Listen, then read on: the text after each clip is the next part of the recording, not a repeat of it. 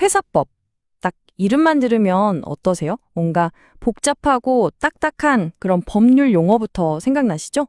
근데요, 사실 회사법은 우리 경제를 움직이는 보이지 않는 코드, 뭐랄까, 컴퓨터의 운영체제 같은 거예요. 자, 지금부터 이 OS가 대체 어떻게 돌아가는지 같이 한번 들여다보겠습니다. 자, 이런 질문 한번 던져볼게요.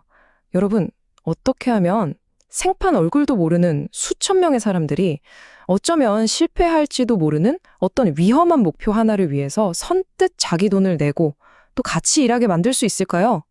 정말 어려운 문제죠. 인류가 협력하는 데 있어서 이 거대한 숙제를 풀기 위해 만들어진 게 바로 회사법입니다. 생각해보세요. 무슨 세계적인 테크 기업을 만든다거나 아니면 새로운 약을 개발한다거나 이런 어마어마한 목표는 혼자 힘으로는 절대 안 되잖아요. 그래서 아주 명확한 규칙을 가지고 움직이는 특별한 조직이 필요해진 거죠. 네, 그게 바로 회사입니다. 이렇게 거대한 협력의 문제를 풀기 위한 여러 방법들이 있었을 텐데 그중에서 정말 압도적인 거의 스타 플레이어가 하나 등장합니다. 바로 현대경제의 심장이라고 할 수 있는 주식회사죠. 95%! 네, 95%. 이 숫자가 대체 뭘까요? 2023년 자료를 보니까요, 우리나라 전체 법인 중에 무려 95%가 바로 이 주식회사 형태라는 겁니다. 와, 정말 압도적이죠? 그러니까 지금 비즈니스 세계에서는 거의 이 주식회사라는 구조가 전부라고 해도 과언이 아닌 거예요. 아니, 도대체 주식회사가 뭐길래 이렇게 스타 플레이어가 될 수 있었을까요? 그 비밀은요, 아주 기가 막힌 세 가지 아이디어에 숨어 있습니다. 첫 번째는 자본금이에요. 말 그대로 여러 투자자들이 조금씩 돈을 모아서 아주 큰 돈, 그러니까 작은 풀을 만드는 거죠. 이 돈이 있어야 회사가 큰 프로젝트도 하고 성장도 할 수 있는 일종의 기초 체력이 되는 겁니다. 두 번째 아이디어, 이게 진짜 대박입니다. 바로 주식이죠. 회사의 소유권을 아주 잘게 쪼개서 증서로 만든 거예요. 덕분에 자본을 끌어오기도 훨씬 쉬워졌고 이 소유권을 사고 파는 것도 아주 간단해졌죠. 여러분이나 저나 누구나 마음만 먹으면 삼성전자의 주인이 될 수 있는 길이 열린 거라니까요. 그리고 세 번째, 어쩌면 이게 제일 중요할 수도 있겠네요. 바로 유한 책임이라는 겁니다. 이게 뭐냐면 만약에 회사가 잘 안 돼서 망하더라도 투자자는 딱 자기가 투자한 돈까지만 손해를 보면 끝이라는 거예요.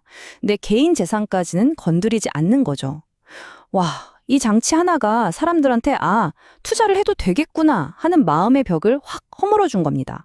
자, 그럼 이제 회사가 대충 뭔지는 알겠어요. 그쵸? 근데 여기서 또 이런 질문이 생깁니다. 그럼 회사는 도대체 누구를 위한 걸까요? 누구의 이익을 위해서 움직여야 하는 걸까요? 여기서부터 아주 중요한 논쟁이 시작됩니다. 바로 이 질문. 회사의 주인은 과연 누구인가? 이 근본적인 물음이 기업 지배구조를 둘러싼 모든 논쟁의 시작점이라고 할 수 있습니다. 크게 보면 두 가지 생각이 팽팽하게 맞서는 거예요. 한쪽은 주주중심주의입니다. 회사는 당연히 주인인 주주들의 이익을 최우선으로 해야 한다, 이런 입장이고요. 다른 한쪽은 이해관계자 중심주의예요. 아니다, 회사는 주주뿐만 아니라 직원, 고객, 더 나아가서는 사회와 환경까지 다 책임져야 한다, 이렇게 보는 거죠. 지금 이 순간에도 이 두 생각이 부딪히면서 회사법의 여러 규칙들을 계속해서 바꾸고 있습니다. 그럼 회사법은 대체 이 복잡한 관계 속에서 어떻게 균형을 잡을까요? 법은 말이죠. 기업에게 자유를 주면서도 동시에 모두를 보호하는 규칙을 만들어주는데 이걸 아주 멋진 비유로 설명할 수 있습니다. 바로 고속도로와 가드레일입니다. 자, 보세요. 서울에서 부산까지 가는 길이 국도도 있고 여러 길이 있잖아요. 하지만 나는 고속도로를 타겠다라고 결정했으면 그때부터는 중앙선도 지켜야 하고 정해진 속도도 지켜야 하죠. 다 같이 안전하게 가기 위해서요.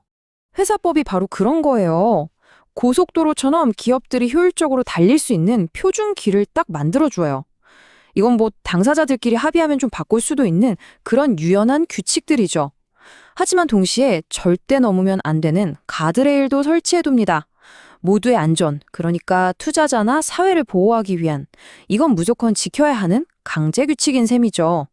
자, 지금까지 회사법의 중요한 개념들을 살펴봤는데요. 그럼 이 법이라는 틀이 우리 현실 세계에 도대체 얼마나 큰 영향을 미치는지 이제 좀 더 큰 그림을 한번 그려보겠습니다. 그래서요, 이 두꺼운 법전 하나가 대체 우리랑 무슨 상관이냐는 거죠. 이게 왜 그렇게 중요할까요? 왜냐하면요, 바로 이 시스템 덕분에 생판 남이었던 사람들이 서로 믿고 돈을 모을 수 있게 되는 거고요. 덕분에 대규모 투자가 가능해진 겁니다. 또 위험을 효과적으로 나누고 관리하면서 경제 성장과 혁신을 위한 연료를 계속 공급하는 거죠. 솔직히 말해서 회사법이 없었다면 우리가 지금 아는 이런 현대 경제는 아예 존재하지 못했을 거예요. 결국 이겁니다. 회사법은요, 눈에 보이진 않아요. 하지만 우리 시장 경제 전체를 떠받치고 움직이게 하는 가장 핵심적인 인프라, 바로 운영체제인 셈입니다. 우리 경제의 OS, 회사법. 기술도 사회도 계속해서 변하잖아요. 그렇다면 이 OS도 당연히 계속 업데이트가 되어야겠죠. 과연 다음번 업데이트에는 어떤 새로운 기능과 규칙들이 추가될까요?